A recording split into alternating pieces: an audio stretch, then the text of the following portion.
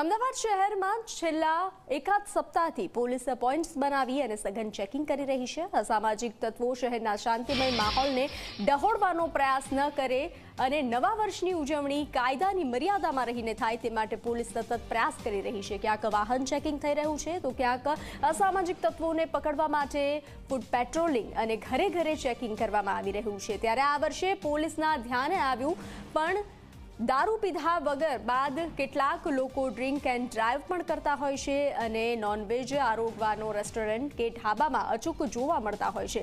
સોમવારે રાત્રે શહેરના જોઈન્ટ પોલીસ કમિશનર નીરજ બડગુજરની અધ્યક્ષતામાં 200થી વધુ પોલીસ અધિકારી કર્મચારીઓની 10થી વધુ ટીમ બનાવી રેસ્ટોરન્ટ અને નોનવેજના ઢાબા તેમજ લારીઓ પર રેડ પાડવામાં આવી હતી। સાબરમતી, ચાંદખેડા સહિતના આસપાસના વિસ્તારોમાં બોડી વોર્ન કેમેરા સાથે ચેકિંગ કરવામાં આવ્યું હતું। નશામાં વાહન ચલાવનાર સામે કાર્યવાહી કરવામાં આવી। આ સાથે જ નિયમનો ભંગ કરનાર સામે પણ કાર્યવાહી થઈ।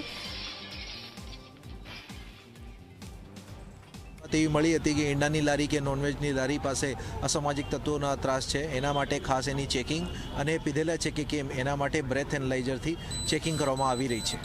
અત્યારે જે 31મી ડિસેમ્બરની જે બંદોબસ્ત છે એમાં દરેક પોલીસ સ્ટેશનમાં 2 થી 3 ચેકપોઈન્ટ છે અને 100થી વધારે ચેકપોઈન્ટ 31મી ડિસેમ્બરના રોજ રહેશે અને એમાં બોડી વોર્ન કેમેરા તેમજ ડ્રિંક એન્ડ ડ્રાઈવ ચેક કરવા માટે બ્રેથ એનાલાઇઝર, એની સાથે સાથે ડ્રગ્સ લીધેલ છે કે કેમ એના માટે જે ડ્રગ ટેસ્ટિંગ કિટ છે એને સાથે તૈનાત રહેશે।